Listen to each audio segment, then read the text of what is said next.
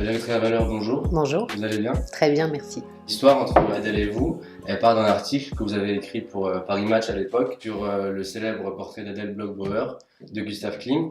Et vous avez déclaré que après l'article, Adèle ne vous a plus quitté, enfin du coup son personnage plutôt. Et je voulais savoir comment est-ce qu'elle s'est progressivement invitée, installée dans votre quotidien, au point d'y consacrer des mois de recherche et un roman, votre premier roman. Oui, c'est exactement ça, parce que je ne pensais pas qu'un jour dans ma vie j'écrirais un roman. Et après avoir rendu cet article pour Match sur l'histoire du tableau, c'était pas sur l'histoire d'Adèle, c'était sur l'histoire du tableau qui avait été spolié par les nazis et dont la nièce d'Adèle Maria avait Altman. combattu, Marie Altmann avait combattu l'État autrichien pendant des dizaines d'années pour que le tableau lui soit restitué. Donc j'ai fait cet article, j'ai fait les recherches. Sur Adèle, on ne trouvait pas grand-chose. Et puis c'est vrai que, comme vous le disiez, le personnage d'Adèle s'est immiscé en moi petit à petit. C'est-à-dire, alors que mon sujet était rendu, terminé, que j'avais plus à y revenir, j'ai commencé à l'imaginer l'atelier de Klimt, à imaginer les scènes de pose, et puis à me demander pourquoi tout ça avait duré si longtemps, parce que Klimt a quand même mis 3 ans pour faire ce tableau, c'est beaucoup. Et je me suis demandé aussi pourquoi elle avait eu ce regard triste, alors qu'elle avait a priori tout pour être heureuse, sauf qu'elle n'avait pas d'héritier, elle n'avait pas d'enfant. Donc elle est en même temps loin de ce que je suis, mais elle s'est immiscée en moi, et moi j'ai eu envie de m'immiscer en elle et de comprendre le sens de sa vie et ce qui lui avait manqué dans sa vie. Et justement, c'est ce que vous allez faire, et vous allez raconter son histoire en mélangeant faits historiques, réalité à votre imagination. Oui, Et de toute façon, dès qu'on tourne les premières pages du livre, on retrouve votre regard et votre patte journalistique. Et du coup, c'est pour ça que j'aurais aimé commencer par vous poser 5 questions sur le métier de journaliste. Au cours de votre carrière, vous avez tendu votre micro à de nombreuses personnalités. On peut citer dernièrement votre entretien assez remarquable avec Alain Delon. Et du coup, je me suis demandé, est-ce qu'aujourd'hui, en tant que journaliste, il existe une personnalité, qu'elle soit politique ou artistique, que vous rêveriez d'interviewer? Elle peut être morte comme vivante, hein, vous avez le oui. choix. Non, mais il y en a sûrement beaucoup, mais à une condition, que la personne tombe le masque. Parce que si c'est pour avoir quelqu'un en face de vous qui vous fait un numéro, qui garde sur le visage un masque et qui ne donne rien de ses émotions, rien de sa vérité, rien de sa sincérité, ça sert à rien. On passe à côté. Donc après, moi, je pense que je peux être aussi intéressée par quelqu'un d'aussi prestigieux que Michelle Obama, que par une mère qui élèverait seule ses 3 ou 4 enfants et savoir comment elle se débrouille. Voilà, moi c'est ça qui m'intéresse, c'est quand on arrive à toucher vraiment le cœur de la personne. Et c'est, je crois, ce que j'avais réussi à faire avec Alain Delon, mais ça se fait pas comme ça, hein. C'est un long travail d'approche pour apprivoiser ce genre de grands personnages. Mhm. Et oui, il y en a sûrement beaucoup d'autres. Et est-ce que vous avez eu dans le métier un exemple sur qui vous basez à vos débuts? Une personne, une personnalité, qu'elle soit journaliste ou Chez les autre? journalistes, oui, forcément. Moi, j'avais été très impressionnée par Anne Sinclair, qui était un modèle à l'époque. C'est-à-dire, moi, je ratais pas un seul 7 sur 7. C'est-à-dire Hmm. que ma messe à moi, c'était le dimanche soir à 19h devant TF1 pour regarder Anne Sinclair. Vous voyez, je vous dis pas pour regarder l'invité d'Anne Sinclair, je vous dis pour regarder L'interview, l'interview d'Anne Sinclair. Voilà. c'est ça. Et la plus forte pour moi avait été le renoncement de Jacques Delors. Oui. Voilà, je me souviens très précisément de ce moment-là. Et est-ce que vous avez s'il ne fallait n'en garder qu'une, une interview ou un entretien dont vous êtes la plus fière? Sans doute celle d'Alain Delon, mais c'est vrai que c'est la plus récente. Vous savez, cette année-là, je fête mes 30 ans de match, Carrière, ouais, de match. carrière, voilà, de carrière à match. Donc j'en ai quand même fait beaucoup. Ouais. Et je me suis demandé aussi si vous pensez qu'on devait, en tant que journaliste, revoir ou bien même formater la déontologie des médias, quand on voit aujourd'hui que ça part un peu dans tous les sens, que les médias, c'est une institution qui a un certain pouvoir et qui n'est pas toujours juste. Et est-ce que vous pensez qu'on devrait changer des choses ou est-ce que vous avez un avis sur la question? Oui, je pense. En tout cas, on a intérêt à arrêter que les choses changent de cette façon-là. On va tous y perdre, hein. C'est-à-dire que les gens ne font plus confiance de toute façon la plupart des gens ne font plus confiance dans les médias. Donc ça, Mhm. c'est quand même un gros problème. C'est-à-dire qu'à la fois, il y a des tas de fake news, comme on dit, qu'on appelait autrefois des allégations, hein, Ouais. c'est-à-dire des affirmations fausses qui sont reprises, hein, et qui peuvent être vus des milliers, voire des millions de Et à la fois, force des réseaux sociaux aussi. voilà, par la force des réseaux sociaux, alors que les médias peuvent sortir des choses très intéressantes et qui sont de moins en moins reprises. Donc il va falloir effectivement qu'on recadre un certain nombre de choses. Mais tout évolue, le monde évolue et l'information avec, et on va être obligé nous-mêmes de s'y mettre de cette façon-là aussi. Ben, pour finir ce petit questionnaire, d'après vous, à quoi est-ce qu'on reconnaît un ou une bonne journaliste?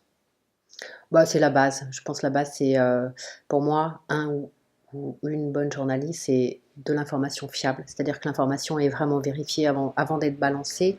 Et aujourd'hui, beaucoup de journalistes donnent des informations sur les réseaux sociaux avant même de la donner à leurs médias. Donc elle est parfois dans la rapidité et pas dans la vérification.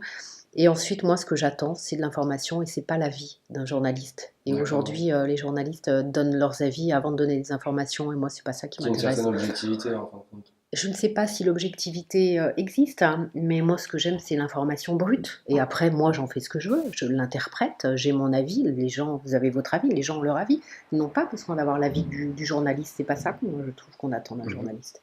C'est d'observer et de relater ce qu'il a vu. Très bien. Alors, on va passer au secret d'Adèle. On décèle plusieurs points communs entre vous et le personnage. On peut faire référence notamment, vous êtes de grande lectrice, vous êtes engagée aussi auprès des plus démunis et vous êtes féministe, si on peut dire ça comme ça. Si on parle de la charité, on la retrouve dès les 100 premières pages lorsque Adèle va s'aventurer dans les quartiers, les rues un peu pauvres de Vienne de l'époque. Même surmonter sa phobie des rats pour venir en aide à des enfants. Vous êtes venu aussi en aide à des enfants dernièrement, c'était le 5 décembre dernier, dans le cadre d'un événement organisé par le Secours Populaire. Vous pouvez nous en parler?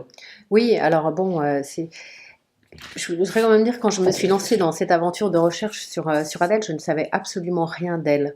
Donc, le fait qu'elle était une grande lectrice, si, sans doute ça, je pouvais le savoir, puisqu'elle tenait salon et qu'elle recevait chez elle Freud, Schnitzler, Stefan Zweig, enfin tous les grands écrivains et tout le monde de la culture de Vienne à ce moment-là.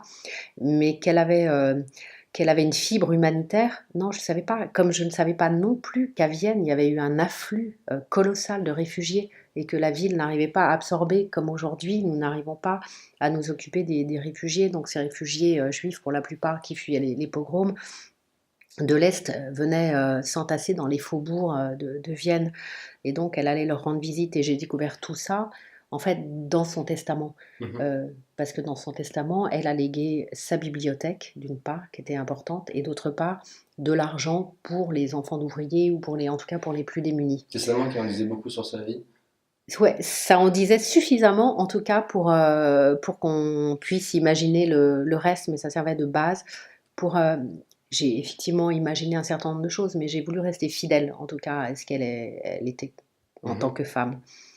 Voilà, donc aujourd'hui, là, on parle d'un siècle, voilà, il y a un siècle, exactement un siècle, et il y a des choses qui n'ont pas changé.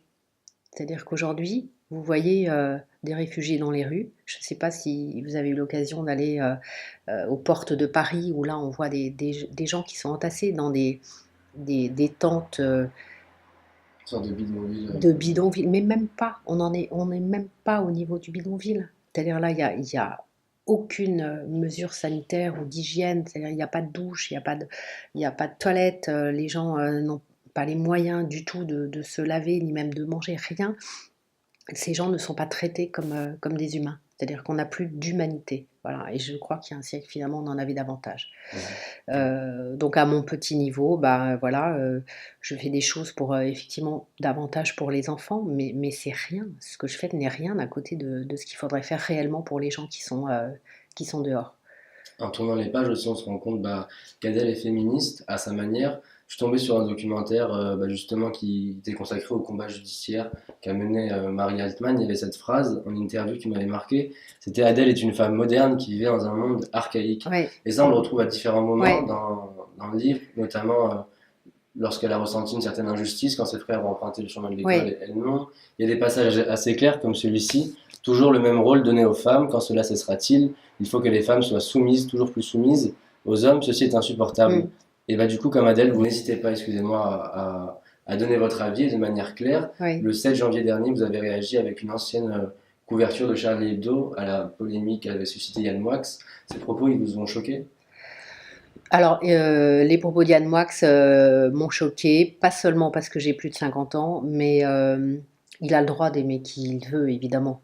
Il a le droit d'avoir la vie sentimentale et sexuelle dont il a envie, évidemment. Après, il n'est pas obligé de cracher sur le reste de l'humanité féminine. Voilà, c'est tout, un petit peu de décence Ouais, c'est et un ça. petit peu de classe. C'est plus sur la forme. C'est plus sur la forme. Après, évidemment, il fait ce qu'il veut et nous avec. Et il y a ce passage qui m'a fait penser à vous. C'était souvent Adèle songe à l'écriture, mais elle n'ose pas se lancer. Il y a tant de grands écrivains à Vienne. Qu'est-ce qui a fait que vous, Valérie Trierweiler, vous vous êtes lancée pour votre Bah, premier roman? ce qu'on disait au début, c'est-à-dire de m'être emparée d'un personnage comme le personnage s'est emparé de moi. Voilà, Il y a une relation de guerre dans les deux exactement. sens. Il y a eu une relation qui s'est installée entre nous. Allez savoir pourquoi, alors que, encore une fois, cette femme qui est née dans la grande bourgeoisie, dans un monde qui n'est pas le mien, à une époque qui n'est pas la mienne, dans une religion qui n'est pas la mienne non plus, on avait assez peu de points communs. Moi, j'ai le bonheur d'être mère, elle ne l'a pas eu.